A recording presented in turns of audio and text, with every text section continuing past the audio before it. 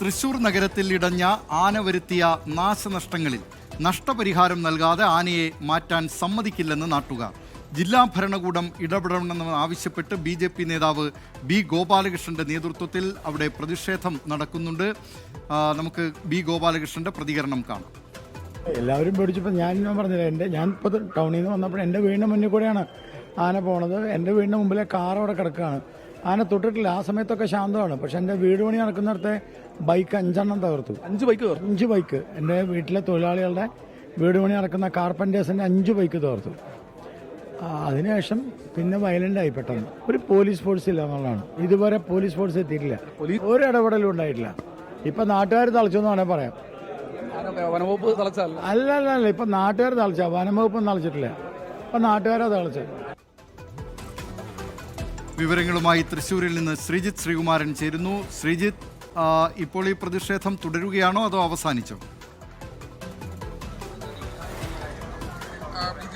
പ്രതിഷേധം ഇപ്പോൾ അവസാനിപ്പിച്ചിട്ടുണ്ട്. അതായത് നാട്ടുകാരോട് കൃത്യമായ രീതിയിൽ തന്നെ പറഞ്ഞത് ഇവിടുത്തെ റവന്യൂ വകുപ്പ് വില്ലേജ് ഓഫീസർമാരുടെ വലിയ സംഘം, തഹസിൽദാർ അടക്കമുള്ള ആളുകൾ ഇവിടെ സ്ഥലത്തെത്തി. മന്ത്രി OJ ജനീഷും രാജൻ ജെ പല്ലനും സ്ഥലത്തെത്തി. ശബ്ദത്തിൽ ചെറിയ പ്രശ്നങ്ങളുണ്ട്.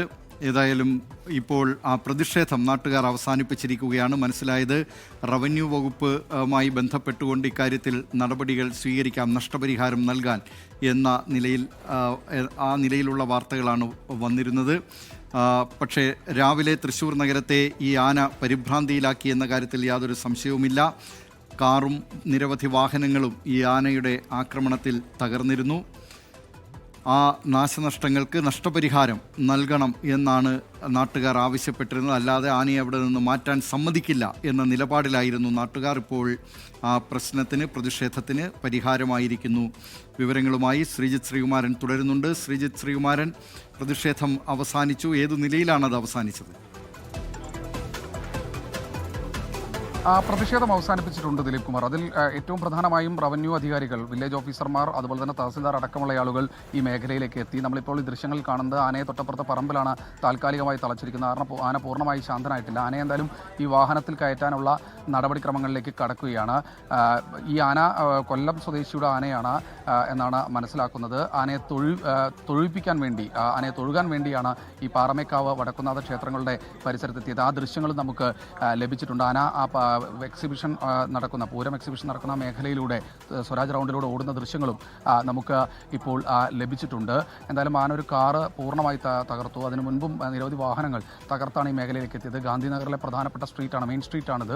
ആ മേഖലയിൽ ഒരു യുവതി അടക്കം ആ കാറിലുണ്ടായിരുന്നു. തലനാരിഴയ്ക്കാണ് അവരെല്ലാവരും തന്നെ ആ മേഖലയിൽ നിന്ന് രക്ഷപ്പെട്ടത്. എന്തായാലും ആനയെ ഇപ്പോൾ ഈ മേഖലയിൽ നിന്ന്, ഈ പറമ്പിൽ നിന്ന് മാറ്റാൻ ആവശ്യമായ നടപടിയിലേക്ക് കടക്കുന്നു. നഷ്ടപരിഹാരം കണക്കാക്കാൻ വേണ്ടി കൃത്യമായ രീതിയിൽ റവന്യൂ അധികാരികൾ ഈ മേഖലയിലെത്തി. അവർ നഷ്ടപരിഹാരം കണക്കാക്കുകയാണ്. അത് ലക്ഷക്കണക്കിന് രൂപയുടെ നഷ്ടം സംഭവിച്ചിട്ടുണ്ട്. ഒരു വീടിൻ്റെ പകുതി, മതിലടക്കം വീടുകൾക്കൊക്കെ കേടുപാടുകൾ സംഭവിച്ചിട്ടുണ്ട്. കാറുകൾ തകർന്നിട്ടുണ്ട്. ബൈക്കുകൾ, നിരവധി ബൈക്കുകൾ, നേരത്തെ BJP നേതാവ് ഗോപാലകൃഷ്ണൻ സൂചിപ്പിച്ച പോലെ അതൊരു 4 ബൈക്കുകളല്ല, നിരവധി ബൈക്കുകൾ വരുന്ന വഴിക്കൊക്കെ ആന തകർത്തിട്ടുണ്ട്. ആനയെ എന്തായാലും ഈ മേഖലയിലേക്ക് നിന്ന് മാറ്റാൻ ആവശ്യമായ നടപടികളിലേക്കാണ് ഇപ്പോൾ കടക്കുന്നത്. താൽക്കാലികമായി ഒരു ആശ്വാസം എന്ന് പറയാം. പക്ഷേ വലിയ ആളുകൾക്കൊന്നും പറ്റിയില്ല എന്നതാണ് ഏറ്റവും വലിയ ആശ്വാസം. പക്ഷേ നിരവധി വീടുകൾക്കും വാഹനങ്ങൾക്കും കേടുപാടുകൾ സംഭവിച്ചിട്ടുണ്ട്. ലക്ഷക്കണക്കിന് രൂപയുടെ നഷ്ടം സംഭവിച്ചിട്ടുണ്ട്. ദിലീപ് കുമാർ.